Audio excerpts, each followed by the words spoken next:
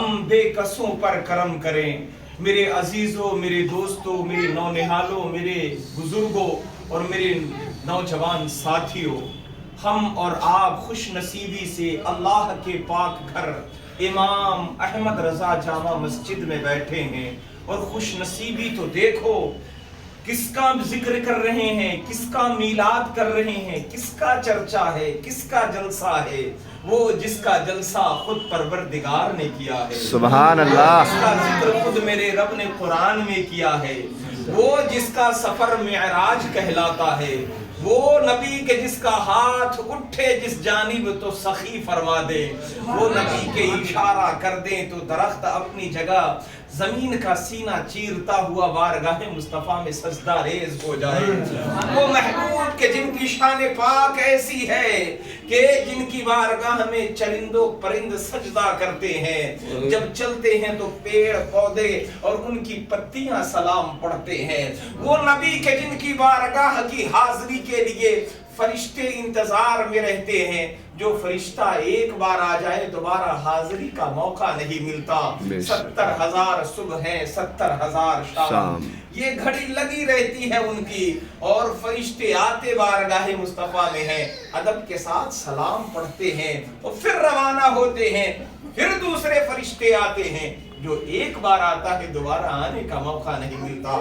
مومنوں قسمت والے ہیں ہم کہ اس محبوب کا ہم چرچا کر رہے ہیں، جس محبوب کی بارگاہ میں جانے کا راستہ پوری عمر ہمارے لیے کھلا ہے، ہم جب چاہیں چلے جائیں. اس لیے تو ہم نے یہ دعائیہ کلمات بارگاہ مصطفیٰ میں گزارش کر دی، یا رسول اللہ، حضور ایسا کوئی انتظام ہو جائے، سلام کے لیے حاضر غلام ہو جائے، اور یقیناً میرے مصطفیٰ جب بلائیں گے تبھی ہم جائیں گے. اپنے بس کی تو کچھ بھی نہیں ہے، لیکن میرے آقا صلی اللہ علیہ وسلم تو وہ ہیں کہ سرکار اشارہ کر دیں تو دوستو کایا ہی پلٹ دے دنیا کی. میرے آقا صلی اللہ علیہ وآلہ وسلم اگر کرم فرما دے، کوئی انتظام نہ ہو اور بندہ پھر بھی حاضر ہو جائے، کیونکہ یہ سعادت بزور بازو نیست، کیونکہ یہ نیک وقتی بازو کے بلبوتے نہیں ملتی، طاقت کے بلبوتے نہیں ملتی، روپیوں کی ریل پیل کی وجہ سے نہیں ملتی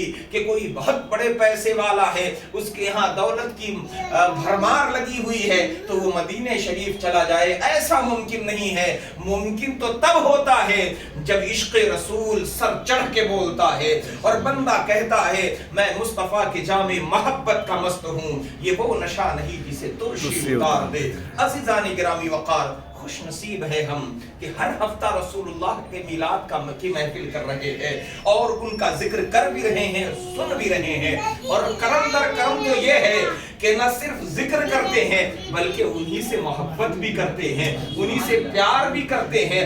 دل بے قرار ہوتا ہے، ان کا ذکر سن لیتے ہیں، آنکھیں بھر آتی ہیں، مدینے کی جانب لو لگا کر کہتے ہیں یا رسول اللہ اب تو کرم فرما دیجئے.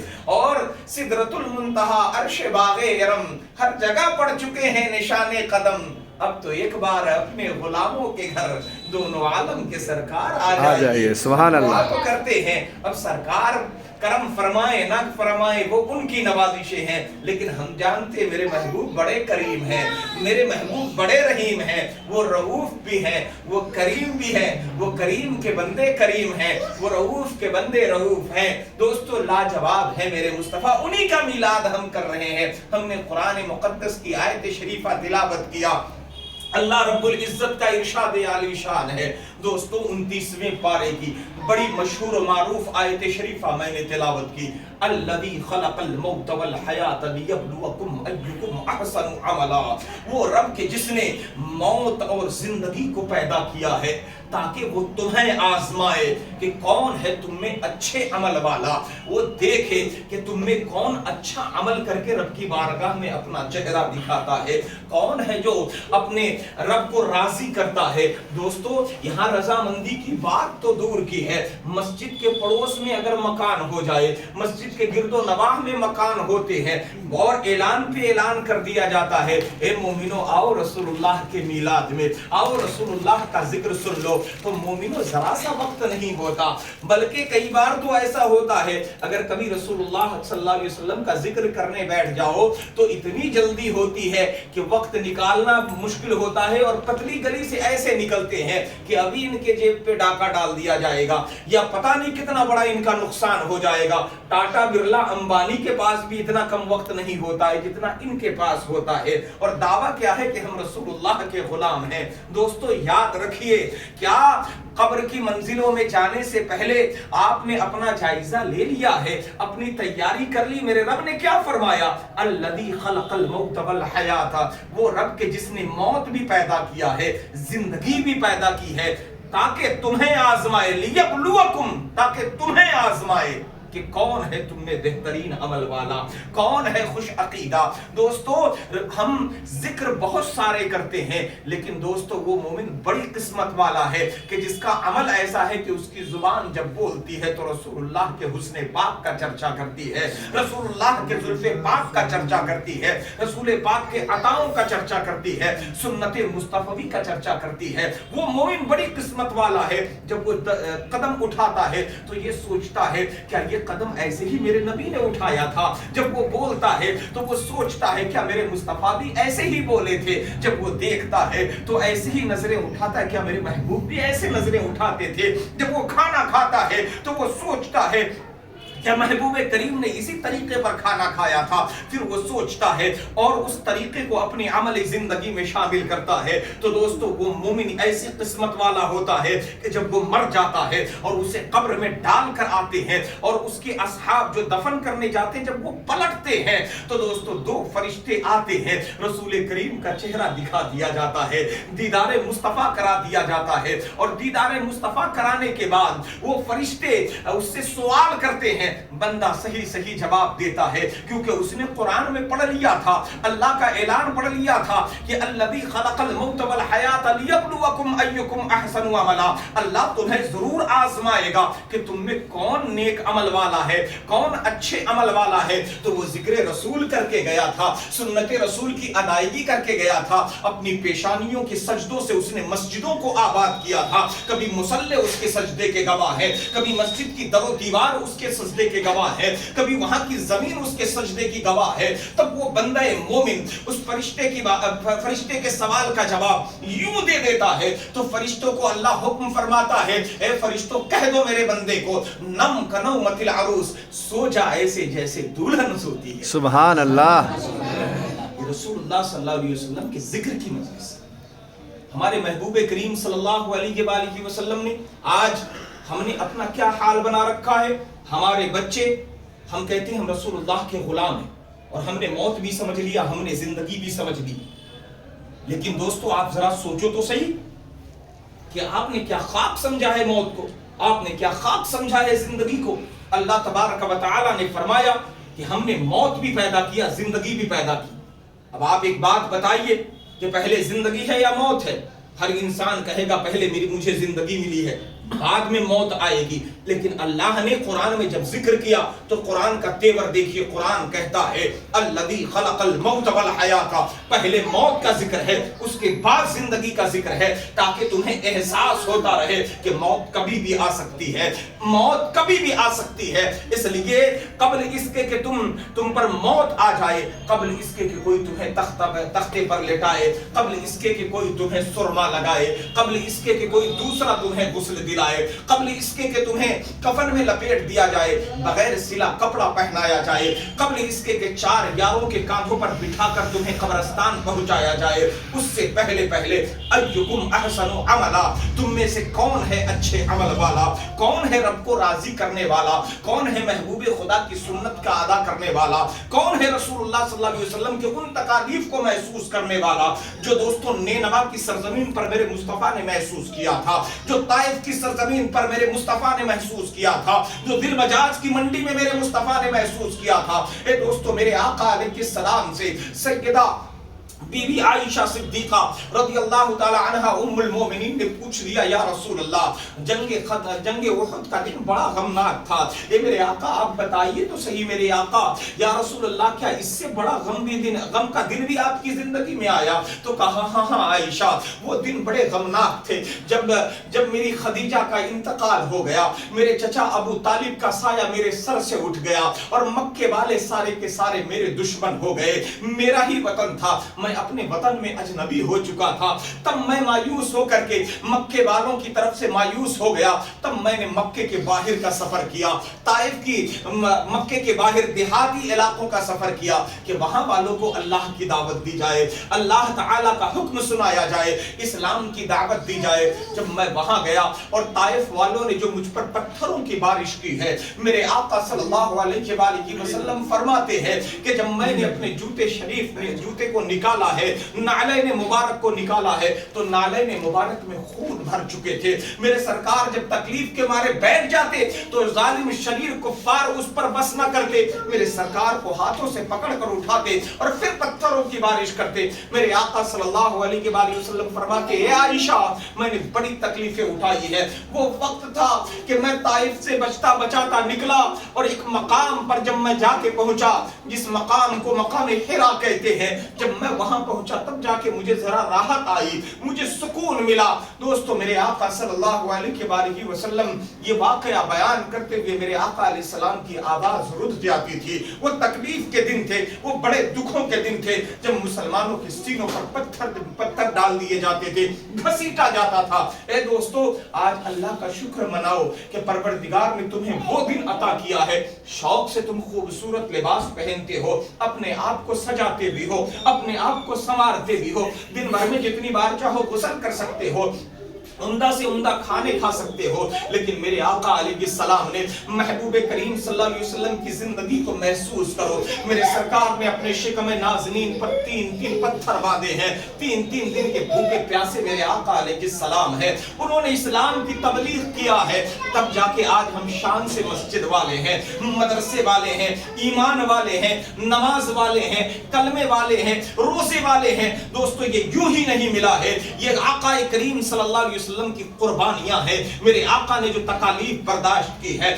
میرے آقا علیہ السلام نے جو تحمل فرمایا ہے، اس تحمل کا نتیجہ ہے کہ آج اسلام اتنا خوبصورت نظر آتا ہے، اور اس کے اوپر ہزاروں داغ لگانے کی لوگوں نے کوششیں کی ہے، لیکن اسلام نکھرتا ہی چلا گیا، اسلام ابھرتا ہی چلا گیا، اسلام اتنا ہی پھیلتا اور کل بھی پھیلتا رہے گا۔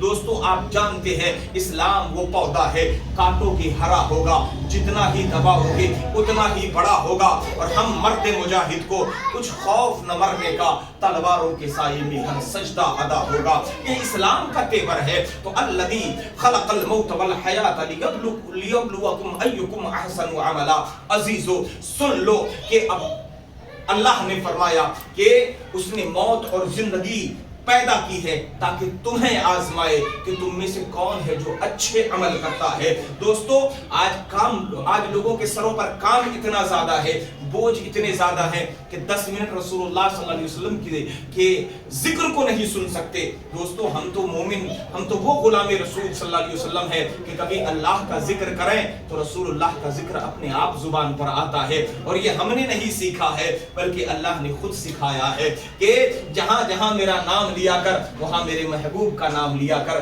کیونکہ جہاں تک خدا کی خدائی ہے وہاں تک میرے محبوب کی مصطفیٰ ہے۔ دوستو ہماری زبان سے اور ہماری شان تو یہ ہے کہ خدا کا ذکر کریں، ذکر مصطفیٰ نہ کرے، ہمارے منہ میں ہو ایسی زبان خدا نہ کرے۔ دوستو رسول اللہ صلی اللہ علیہ وآلہ وسلم کی بارگاہ میں ہم سب کو چہرہ دکھانا ہے، جو میلاد میں آتے ہیں انہیں بھی، جو نہیں آتے ہیں انہیں بھی، سب کو اپنے چہرے دکھانے ہیں، سب کو منہ دکھانا ہے، تو اپنے اندر تبدیلی پیدا کریں۔ اور بچے آپ بھی یاد رکھیں رسول اللہ صلی اللہ علیہ وآلہ وسلم نے ہمیں یہ زندگی نہیں دی ہے کہ ہم سڑکوں پہ بیٹھ کے کنچے کھیلیں، گولیاں کھیلیں یا طرح طرح کے خرافات کریں، بلکہ آپ سیکھو کہ میرے آقا علیہ السلام نے ہمیں جو کلمہ دیا ہے اس کلمے کا صحیح استعمال ہو، کہ سڑک پہ اگر جا رہے ہو تو اتنی شرافت تمہارے اندر سے نظر آئے کہ دیکھنے والا سامنے سے کہے کہ ہاں یہ دیکھو مسلمان کا بچہ جا رہا ہے، یہ رسول اللہ کے غلام کا بچہ ہے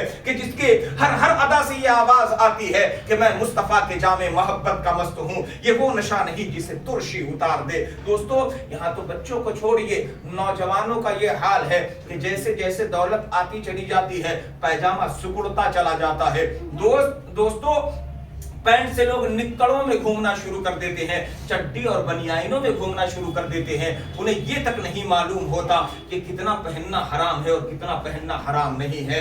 یاد رکھیے مرد کو گھٹنا کھول کر چلنا حرام ہے، یہ قطعی جائز نہیں ہے اور ایسا حرام ہے کہ یہ معاف نہیں ہوتا ہے، اس پہ بڑی سخت پکڑ ہے، گناہ کبیرہ ہے، یہ حرام ہے تو حرام ہے۔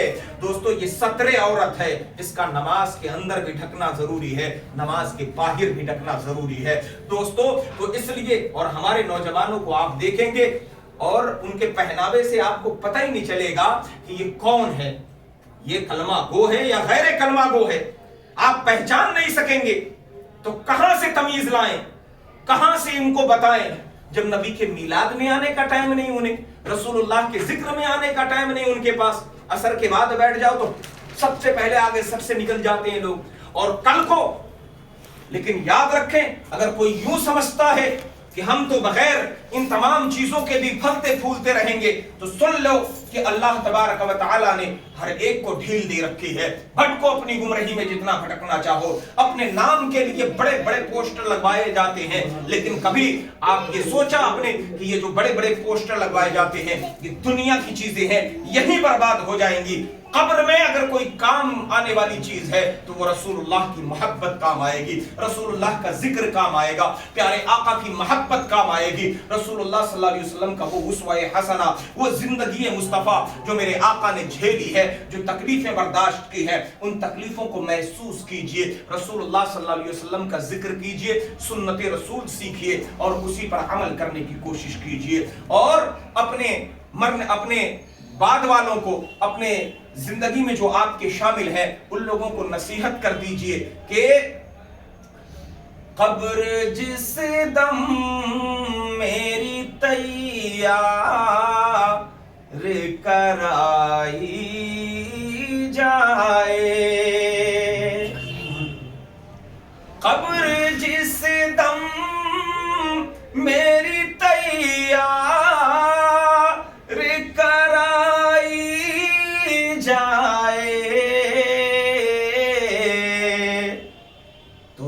تھوڑی سی خاک مدینے کی بھی ڈالی سبحان اللہ، یہ تو تھوڑی خاک مدینے کی بھی ڈالی جائے، اور اتنی گہری ہو لحد کے میں کھڑا ہو جاؤں، قبر اتنی گہری ہو کہ رسول اللہ آئے تو میں کھڑے ہو کے سلام پڑھوں، قبر اتنی گہری ہو لحد کے میں کھڑا ہو جاؤں، کا دیدار مجھے جس دم بھی کرایا جائے، تو رسول اللہ کا جس دم دیدار کرایا جائے، اتنی گہری قبر ہو کہ ہم کھڑے ہو کے نبی پاک صلی اللہ علیہ وسلم کا استقبال کر سکے۔ عزیزو، میرے نونہالوں، میرے دوستوں، میرے عزیز بچوں، میرے تمام تر ساتھیوں، آپ سن لو، اللہ نے اعلان کر دیا کہ وہ تمہیں آزماتا ہے۔ کیوں؟ وہ اس طرح سے کہ اس نے موت اور زندگی پیدا کی ہے، موت اس لیے پیدا کیا تاکہ تمہیں زندگی کا احساس ہوتا رہے، اور زندگی اس لیے دی تاکہ تمہیں یہ معلوم رہے کہ موت کب آ جائے گی اس کا کچھ پتہ نہیں۔ تو دوستو ضرورت ہے کہ زندگی کو آپ بس ایک مسافر کی طرح گزار کر کے اپنی زندگی کو محسوس کرنے کی کوشش کیجئے۔ آپ جانتے ہیں جناب لقمان حکیم نے اپنا کبھی گھر ہی نہیں بنایا، اتنے قابل آدمی جب سڑک سے چلتے تھے تو پیڑ پودے جڑی بوٹیاں بولتی تھیں کہ میں فلانے مرض کا علاج ہوں، میں فلانے مرض کا علاج ہوں، میں فلانے مرض کا علاج ہوں. قرآن پاک میں ان کا ذکر ہے، قرآن پاک میں اللہ نے ان کا ذکر کیا. علماء لکھتے ہیں، بہت سارے علماء نے انہیں نبی لکھا ہے اور بہت سارے زیادہ تر علماء نے انہیں ولی بتایا. انہوں نے اپنا گھر ہی نہیں بنایا. کسی نے پوچھا کہ آپ نے اپنا گھر کیوں نہیں بنایا؟